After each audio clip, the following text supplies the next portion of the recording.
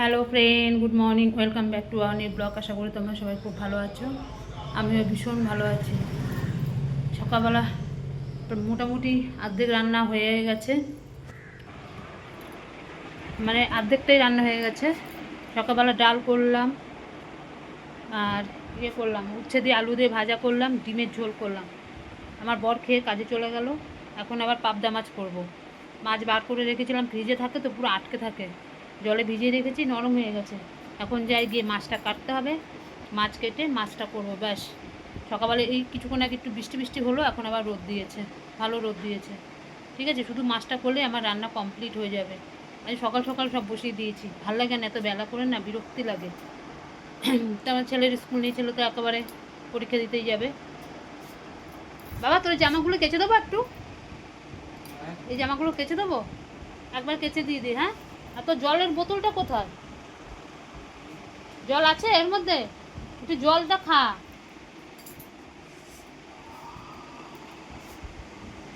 চিন্তা করেই যাচ্ছে, করেই যাচ্ছে, করেই যাচ্ছে। এত চিন্তা করলে কি করে হয়? যা পড়েছিস সব ভুলে যাবি। ওই হসপিটালে যখন ভর্তি হয়েছিলিস, ডাক্তারবাবু কি বলেছিল শুনেছিলিস? কি বলেছিল মনে আছে কি কথাটা? যে চিন্তা করলে যেটুকুনি পড়েছিস সেইটুকুনিও ভুলে যাবি। মন থেকে চিন্তাটা দূর করতে বলেছে, আর পরীক্ষার আগে না পড়তে বলেছে। দুদিন আগে থেকে বলছে একদম পড়বি না। দেখেছিলিস বলেছিল কি? আমার তো মনে আছে এখনো। চিন্তা করেই যাচ্ছে, করেই যাচ্ছে, করেই যাচ্ছে। কি হবে, কি হবে, কি হবে? আরে বাবা, পড়াশোনা তো করেছিস, সবই তো পারবি। তুই তো এমন না যে সব লোকের থেকে দেখে দেখে নিয়ে লিখে দিবি। আমি জানি তো ভালো মতন সেটা। তো এরকম করছিস কেন? আগে থেকেই চিন্তা, ওর চিন্তা চিন্তা চিন্তা। কে ফোন করলো? ঠিক আছে, এখন যাই, গিয়ে একটুখানি ভাতটা বসিয়ে দিয়ে এদিকে মাছটা কেটে আনি করে। বাবা, কানটা কি খটখট করছে, করে গিয়ে। ঠিক আছে, তোমরা দেখতে থাকো।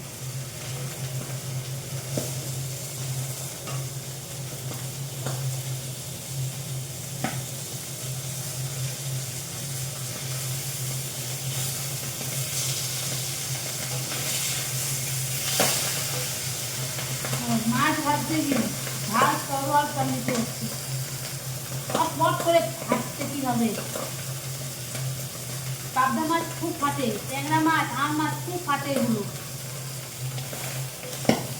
বাবা গো, ঢাকা দিয়ে দিই, ফাটছে, এসে পড়েছে।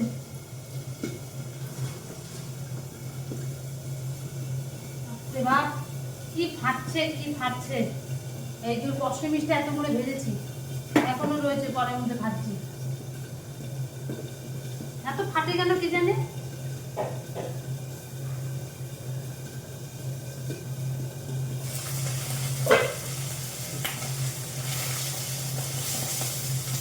আগে নিয়ে নিই তরকারিটা।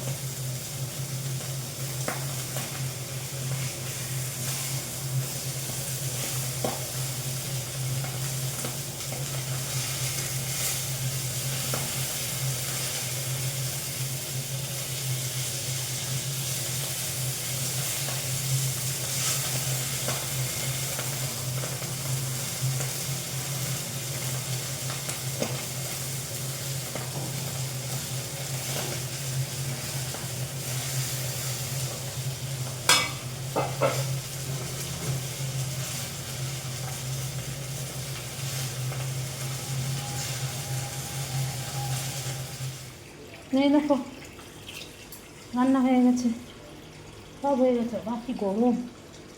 এই যে পাবদা মাছ করেছি একদম সর্ষে বাটা দিয়ে। এই যে এই সবে নামালাম। পাবদা মাছ হয়ে গেছে, এই ভাত করা হয়ে গেছে। এখানে ডালটা গরম করেছিলাম, ডালটা এই যে ডাল করেছি, সব ঝুড়ি চাপা চাপা দেবো, গরম ছিল বলে সব হালকা করে রেখেছিলাম। এই ডিমের ঝোলটা ঝুড়ি চাপা দিয়ে রাখা আছে। এই যে কষা কষা করে এই যে ডিমের ঝোল করেছি।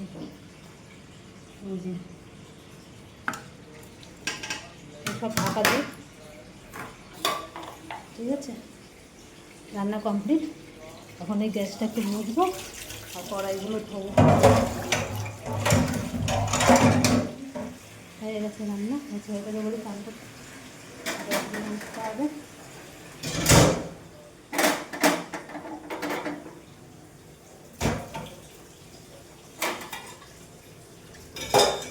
কত বেরিয়েছে গ্যাসের সব।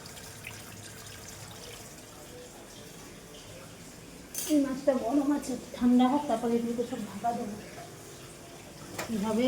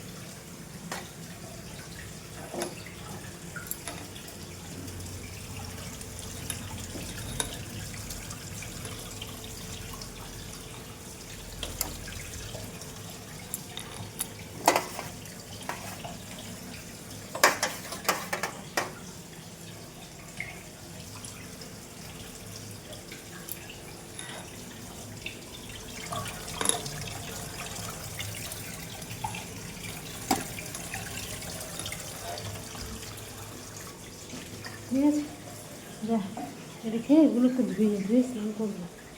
এ বাবা যা বাবা, চানটা করে নে, 12:30 বাজে, আমার রান্না কমপ্লিট হয়ে গেছে। যা চান টান করে এসে খেয়ে নিবি। শুভ দুপুর বন্ধুরা, এই আসলাম, স্নান টান করা, ঠাকুরকে পুজো দেওয়া সমস্ত কিছু হয়ে গেছে।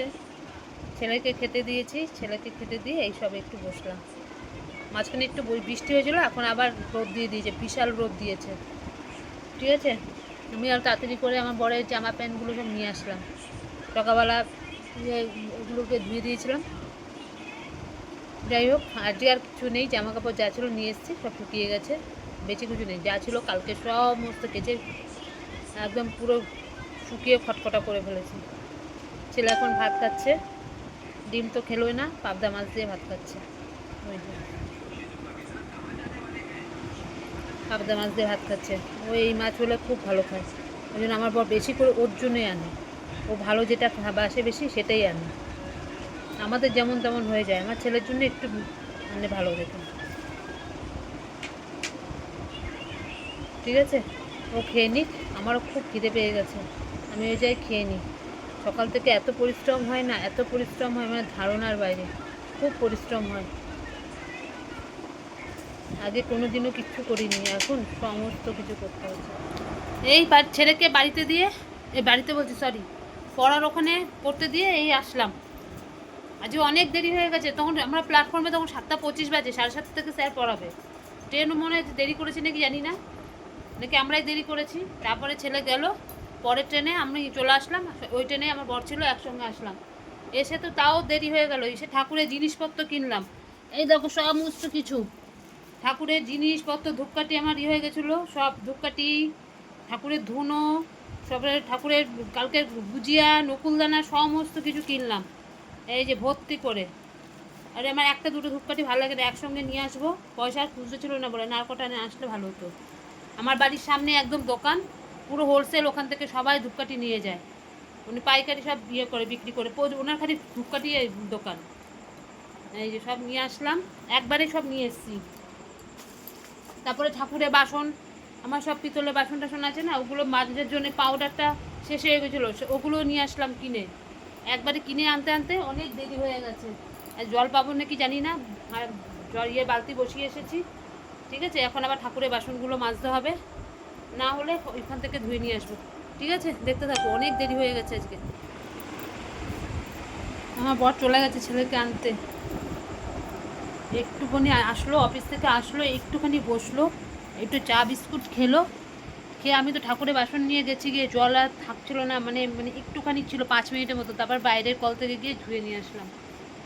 বসলো, বসে তারপরে সাইকেলে কী অসুবিধা হচ্ছিলো, সাইকেল নিয়ে বেরোলো, ঠিক করলো, ঠিক করে আমাকে ফোন করে বললো আমি একবারে ছেলেকে নিয়ে আসতে যাচ্ছি। এই আবার গেছে ছেলেকে আনতে, ছেলেকে নিয়ে বাড়িতে আসবে। আবার আজকে কোনখানে গণেশ চতুর্থীর পুজো হচ্ছে, বর্গের নিমন্ত্রণ করেছে, এবার যাবে, আসবে কখন জানি না, আসুক আগে, তখন আর একটু সময় ছিল না। আমিও ব্যস্ত, আমার বড় ব্যস্ত। এই হয়েছে ব্যাপার। আসুক, আসলে বুঝতে পারবো কখন যাবে, কি করবে, সেই বুঝে তো করতে হবে। আসার সময় আবার ছেলের জন্য রসগোল্লা নিয়ে চলে আসছি। আমার বর বলছে যে নিয়ে নাও, ছেলের জন্য মিষ্টি আবার নিয়ে চলে আসলাম। একটু রুটি করে দেবো, ওই দিয়েও খেয়ে নেবে। হয়েছে। আর মোটামুটি এখন কোনো কাজ নেই, আসুক ছেলে আগে। এই গেছে পড়তে, আর মনে পরীক্ষার পর যাবে, এখন আর যাবে না।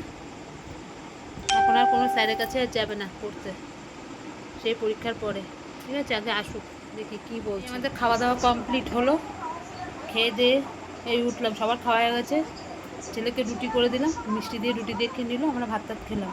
তোমাদেরকে একটা জিনিস দেখাই, দেখো মানুষ চিন্তা করতে করতে কী করে, দেখো।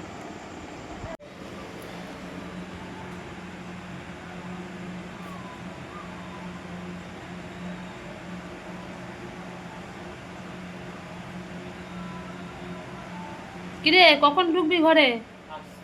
হ্যাঁ, তাই?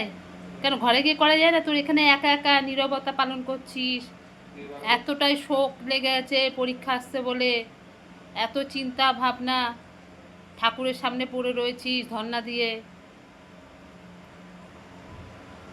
দেখো কি অবস্থা, কে যে করে এরকম আমার জানা নেই। আমি কিন্তু দরজা বন্ধ করবো, এসি চালাবো। ঠিক আছে, এই খাওয়া দাওয়া কমপ্লিট। কীরকম মানুষ মানে পরীক্ষার টেনশনে কীরকম করে, ঘরের মধ্যে পাখা চলছে, ও বাইরে গিয়ে বসে রয়েছে, ওই ঠাকুরও ঘরে, ওখানে গিয়ে চুপ করে বসে রয়েছে। কি বলবো বলো। ঠিক আছে, পরীক্ষাটা শেষ হলে জানি ও মুক্তি পায়, আমিও মুক্তি পাই।